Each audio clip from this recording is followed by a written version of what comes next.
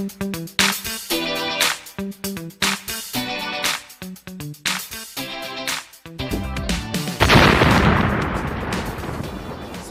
pagi, pagi luar biasa. Baik, selamat pagi, salam sejahtera untuk kita semua, khususnya pada seluruh damkar Indonesia. Perkenalkan, nama saya Gunawan Simatupang dari Pusdikat Penanggulangan Kebakaran dan Penyelamatan Provinsi DKI Jakarta. Pada kesempatan ini kita akan membahas materi tentang pengenalan peralatan pada operasi penyelamatan benda ketinggian. Sebelum kita melakukan operasi pada penyelamatan benda ketinggian, terlebih dahulu kita akan memperkenalkan peralatan-peralatan apa saja sih yang digunakan pada saat kita operasi penyelamatan benda ketinggian. Ayo kita bahas satu persatu. Apa saja sih yang termasuk alat pelindung diri pada operasi penyelamatan benda ketinggian? Ini dia. Yang pertama, helm. Helm ini berfungsi untuk melindungi kepala, baik dari benturan maupun dari benda-benda yang terjatuh. Hal ini akan penting karena kepala kita di situ terdapat otak.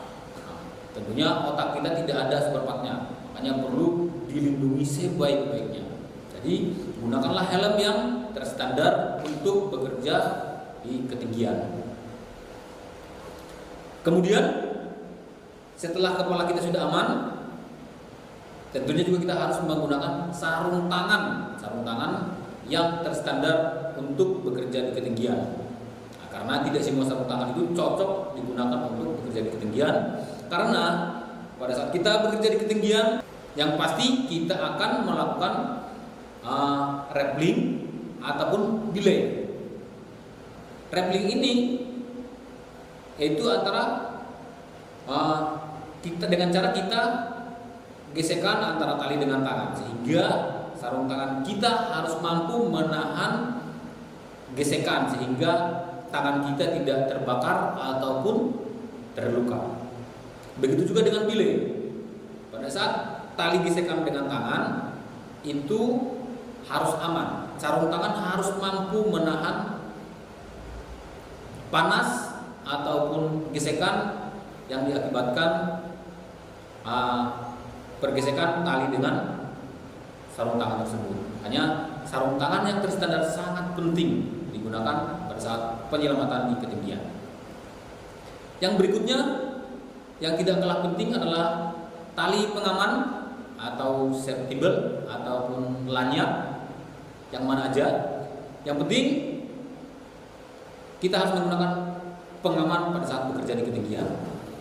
Tali pengaman ini berfungsi sebagai pelindung jatuh. Pelindung jatuh maksudnya pada saat kita terjatuh dari ketinggian, kita bisa tertahan, tidak sampai terjun bebas ke bawah, sehingga kita terhindar dari cedera yang parah. Selain dari tali pengaman, tentunya juga harus menggunakan body harness, baik itu seat harness maupun yang full body harness. Lebih baik lagi kalau full body harness yang sesuai dengan bekerja di ketinggian, yang tentunya yang bisa kita gunakan juga pada saat untuk rappelling maupun untuk pengamanan-pengamanan yang lain. Body harness ini berfungsi melindungi tubuh kita dari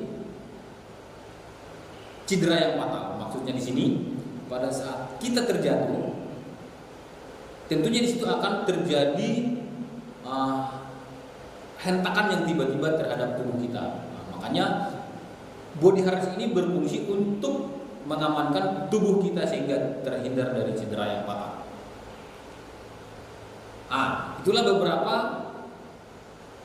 alat pelindung diri yang sangat perlu kita gunakan pada saat operasi di ketinggian. Tentunya lebih bagus lagi kalau alat pelindung yang kita pakai lebih lengkap lagi. Tapi paling tidak secara umum yang sudah disebutkan tadi harus kita gunakan. Sekarang kita masuk ke peralatan. Pada Operasi penyelamatan pada benda ketinggian itu tentunya kita perlu beberapa peralatan yang memudahkan kita pada saat operasi ataupun bekerja. Contohnya salah satu pule. Pule ini berfungsi untuk mengurangi friksi tali dan juga mengubah sistem kerja tali. Maksudnya di sini mengurangi friksi itu adalah karena roda itu berputar sehingga tali tidak bergesek secara langsung dengan angkor ataupun yang penambat pada tali tersebut, sehingga mempermudah pergerakan tali, sehingga pada saat pembebanan tentunya bebannya akan lebih mudah dipindahkan karena berkurang tadi, karena gesekan tali sudah dikurangi. Tentunya juga mengubah arah kerja tali. Mengubah arah kerja tali seperti apa? Misalnya pada saat kita akan menarik tanpa bule, menarik berarti kita akan menarik dari bawah ke atas. Tentunya itu akan lebih susah ketimbang kita menarik dari atas ke bawah. Jadi pule ini berfungsi di situ untuk mengubah arah kerja tali. Yang tadinya kita harus mengangkat ke atas, kita tinggal menarik dari atas ke bawah. Tentunya akan lebih gampang. Pule ini terdiri dari beberapa jenis. Contohnya single pule. Single pule ini terdiri dari beberapa jenis lagi. Ada yang fixed pule, ada yang rescue pule. Tentunya alat-alat ini terstandar pada saat akan digunakan. Dia harus mampu menahan beban yang sudah ditentukan. Misalnya contohnya 12 kN atau 1200 kg, dan tentunya dari beberapa pule ini berbeda. Makanya harus dipahami berapa kemampuan kerja pule tersebut. Terus selain dari rescue ataupun fixed pule, ada juga yang namanya tandem pule. Tandem pule ini hampir mirip seperti fixed pule, hanya dia menggunakan dua roda yang sejajar, dan pule ini berfungsi untuk mentransfer atau memindahkan beban pada posisi horizontal atau datar. Contohnya pada sistem Tyrolean. Selain tadi tandem pule, juga ada twin pule atau double pule. Double pule ini berfungsi untuk mengurangi beban pada saat mau menaikkan atau menurunkan beban. Karena double pule ini sudah terdiri dari dua roda, sehingga kita tidak perlu menggunakan banyak-banyak pule karena dia sudah langsung menggunakan dua roda atau sumbu.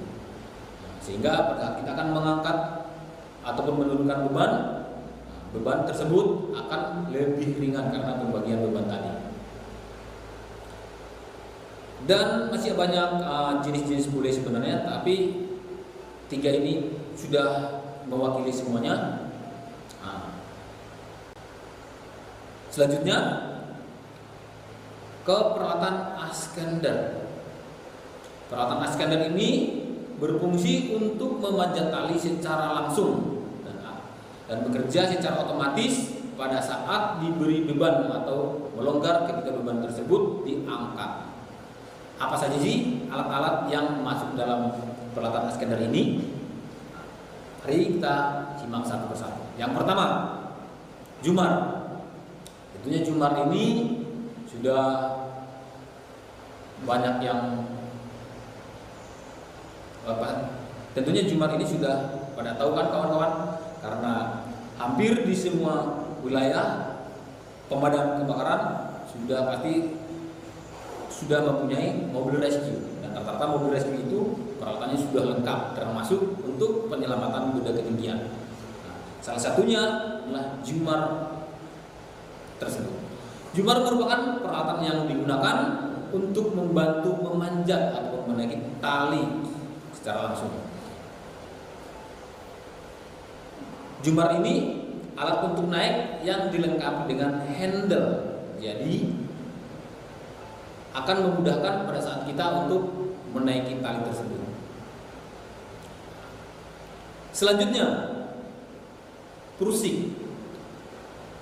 Prursik itu sebenarnya dari sistem dari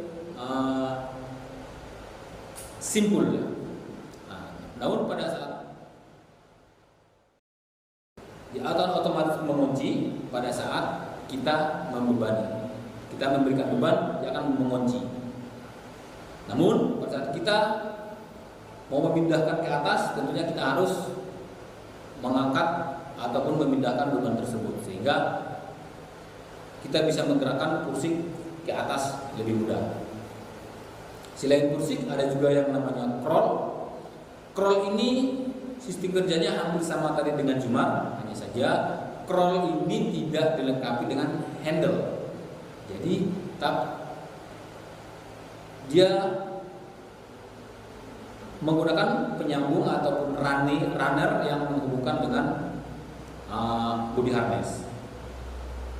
Kalau tadi jumar ada handle untuk mendorong ke atas, tentunya pada crawl ini kita harus mendorong langsung dengan crawlnya. Jadi sedikit perbedaan, namun terdapat beberapa opsional pada penggunaan alat tersebut. Selain daripada crawl, ada juga yang namanya asap. Asap ini berfungsi sebagai, boleh dibilang sebagai cadangan sistem, karena alat ini agak berbeda dengan crawl. Kalau crawl dia hanya bekerja satu arah, tetapi pada asap ini dia bisa naik turun, bebas naik turun. Dia hanya akan bekerja pada saat diberikan beban kejut. Maksudnya di sini apa? Dia berbeda dengan crawl. Kalau crawl itu begitu kita dorong ke atas, kita tarik ke bawah tidak bisa lagi, kecuali kita lepaskan dari tali. Nah, kalau asap ini bisa naik turun selama kita tidak memberikan beban kejut, dia tidak akan bekerja, tidak akan mengunci. Nah, makanya inilah perbedaannya. Untuk itu perlu kita lebih paham, lebih familiar dengan alat ini, karena pada saat kita tidak yakin dengan alat ini, ya tentunya maksud saya apabila kita tidak familiar atau kurang kenal dengan peralatan ini, pasti kita tidak akan yakin dengan keselamatan, dengan faktor keselamatan yang dilakukan dengan alat ini. Nah, makanya perlu belajar, perlu latihan sehingga kita bisa familiar, sehingga kita bisa bekerja dengan nyaman. Yang berikutnya setelah tadi ascender, kita masuk ke peralatan descender. Descender ini adalah menahan laju alat dengan tali untuk menjaga agar pendaki ataupun rescue tidak terjun bebas. Contohnya figure 8. Figure 8 ini termasuk peralatan descender. Dia digunakan pada saat turun. Peralatan ini bekerja dengan sistem mengandalkan gesekan atau friksi dengan tali. Jadi sistemnya semakin banyak gesekan atau friksi yang kita berikan, semakin menahan laju pada saat turun. Nah, tentunya saya yakin kawan-kawan semua sudah pernah menggunakan namanya figure 8 ini pada saat rappelling. Selain daripada untuk grappling, tentunya juga alat ini digunakan untuk belay. Untuk menurunkan beban yang berat diperlukan belay yang memperlambat turunnya beban tersebut, sehingga diperlukan friksi atau gesekan yang bisa menahan laju pada saat menurunkan beban tersebut. Kemudian IDS descender, alat ini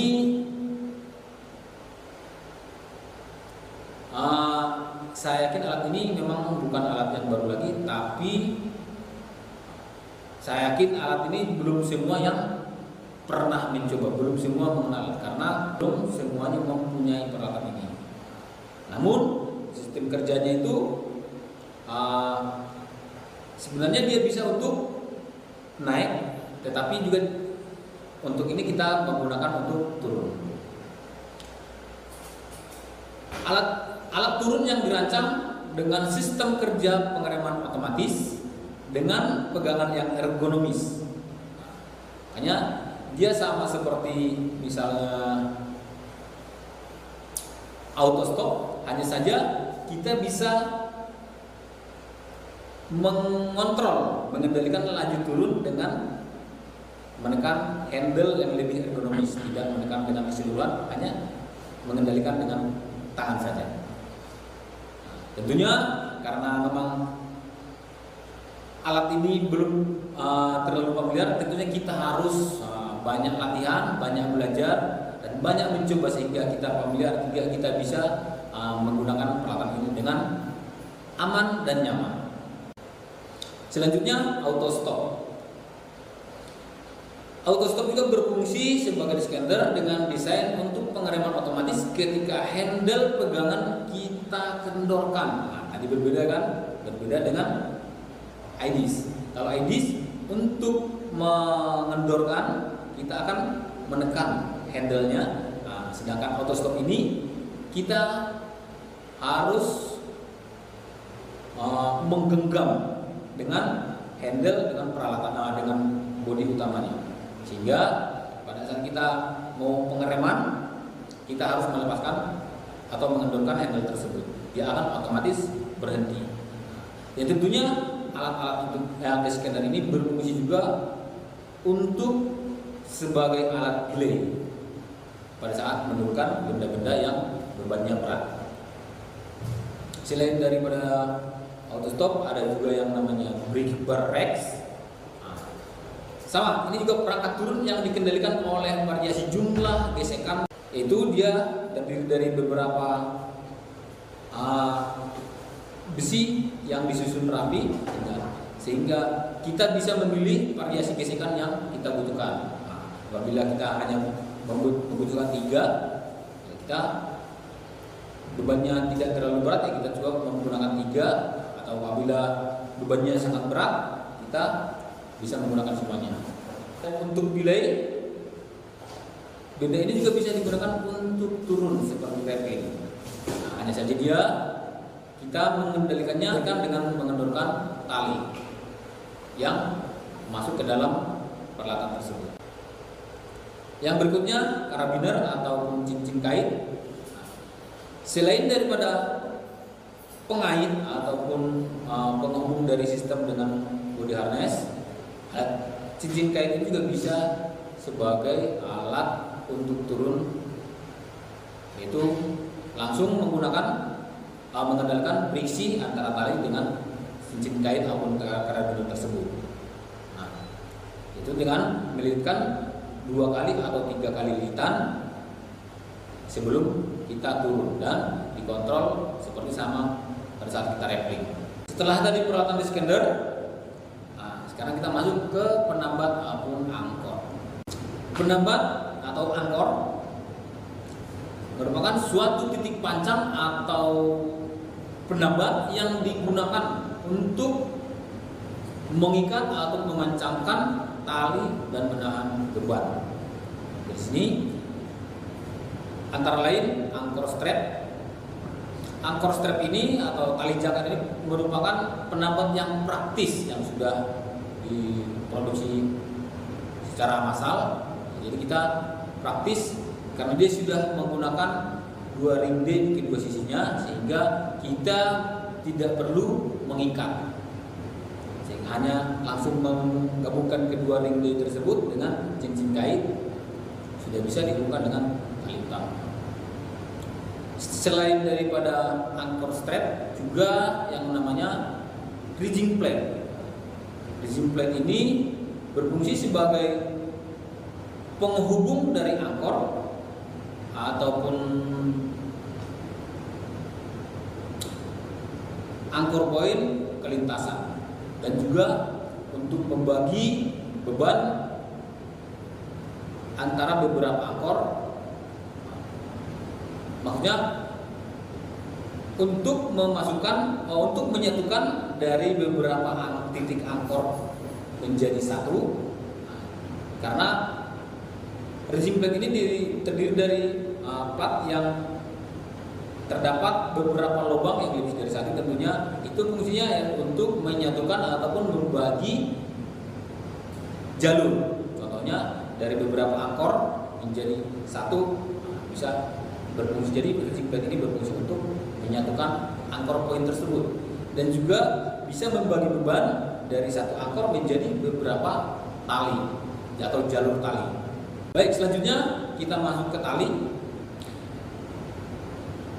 Tali adalah serat yang dianyam dan mempunyai kekuatan yang dapat diandalkan, yang berfungsi serbaguna, baik itu untuk menurunkan, untuk menarik, menambah, ataupun mengikat. Nah, selain itu berfungsi juga sebagai pengaman pada saat bekerja di ketinggian, dan juga berfungsi sebagai guideline. Dan tali ini, dalam hal ini kita dari beberapa jenis. Yang contohnya yang pertama, tali kermantel.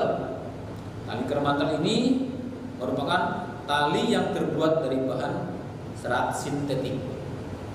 Nah, saya yakin kawan-kawan semua sudah kenal yang namanya tali kermantel. Tali ini terdiri dari 3 tipe. Yang pertama dinamis. Dinamis ini maksudnya mempunyai keregangan sampai dengan 30%. Jadi dia agak sedikit agak sedikit membal ya. Kemudian ada yang statis. Statis ini yang memiliki keregangan kurang dari 10%. Jadi cenderung agak kaku. Artinya pada saat dikasih beban, dia tidak terlalu membal. Nah, kemudian yang ketiga ada yang semi statis. Tentunya yang semi statis ini keregangannya di antara yang dinamis dan statis, yaitu antara keregangan 15 sampai 20%. Selanjutnya setelah tadi tali kermantel, ada juga yang namanya weaving. Saya yakin weaving ini sudah sering Anda gunakan. Misalnya dia bisa berfungsi sebagai angkor, sebagai penambat, dan juga bisa kita gunakan sebagai harness darurat.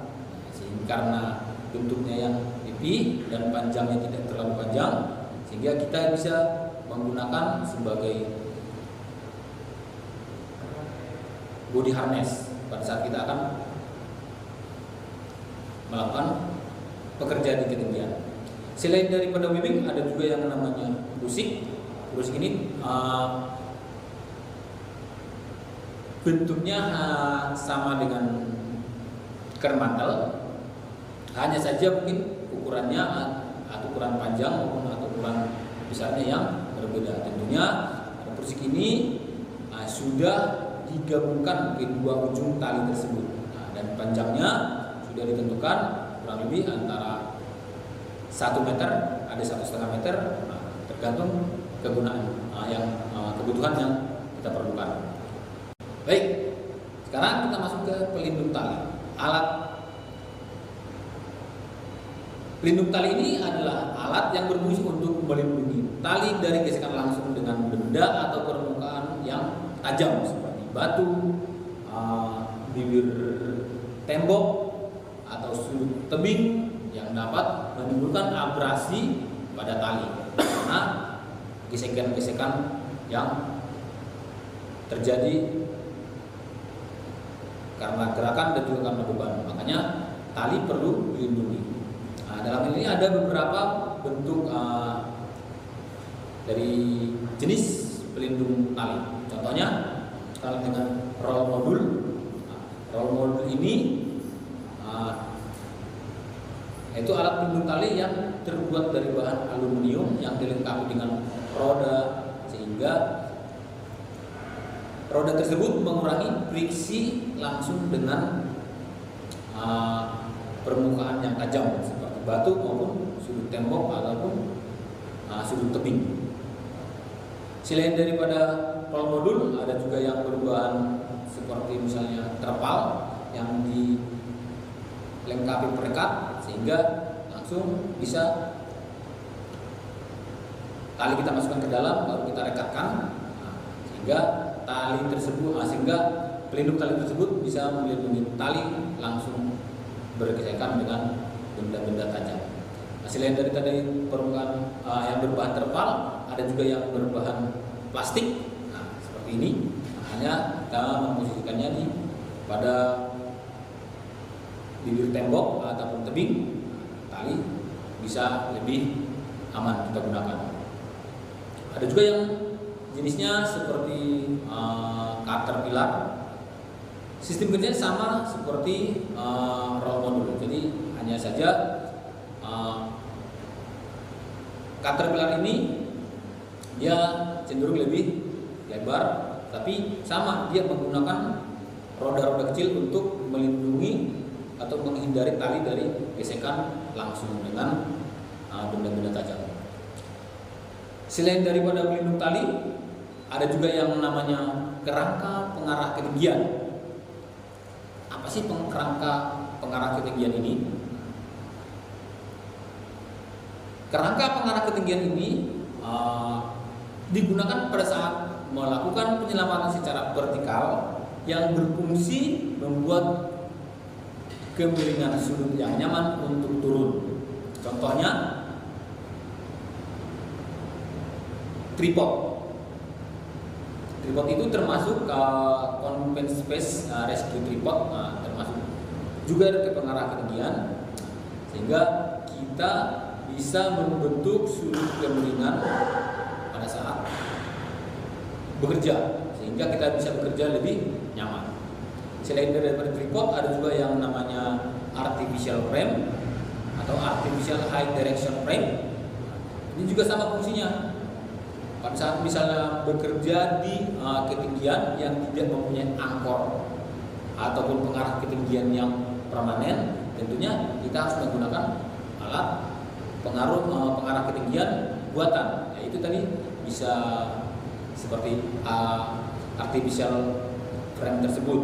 Dia mirip seperti tripod, hanya saja dia bisa dirubah untuk membuat sudut kemiringan yang nyaman pada saat turun. Contohnya misalnya pada saat kita akan membuat pada saat akan evakuasi dari lantai paling tinggi, lantai paling atas, tentunya di situ tidak ada angkor kecuali sejajar dengan lantai tersebut. Makanya kita tetap membuat angkor poinnya sejajar dengan lantai, tapi kita membutuhkan pengarah ketinggian sehingga tali selain tidak langsung bergesekan dengan bibir tebing, juga untuk memudahkan penyelamat atau evakuasi, karena kita bisa menentukan sudut posisi tali yang lebih nyaman untuk turun.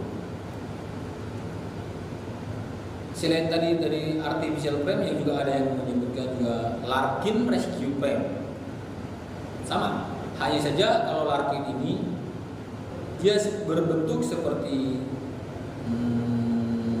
bangun ruang, dan tentunya juga bisa dirubah untuk menyesuaikan dengan sudut kemiringan yang kita butuhkan. Tentunya tadi alat-alat yang saya sebutkan merupakan alat yang sudah diproduksi secara menggunakan peralatan yang canggih, contohnya pabrik. Tapi kita juga bisa menggunakan alat pengarah ketinggian yang manual, contohnya menggunakan bambu, menggunakan kayu, dan tentunya yang kita sesuaikan dengan beban yang kita gunakan pada saat melaksanakan penyelamatan. Itulah beberapa jenis peralatan pada penyelamatan benda ketinggian. Semoga materi ini bermanfaat untuk kawan-kawan, bisa menambah wawasan sehingga pada saat melaksanakan tugas bisa dipraktekkan ataupun menjadi opsi-opsi yang bermanfaat pada saat kita melaksanakan tugas penyelamatan pada operasi benda ketinggian. Kira-kira itu yang bisa saya sampaikan, kurang lebihnya mohon maaf.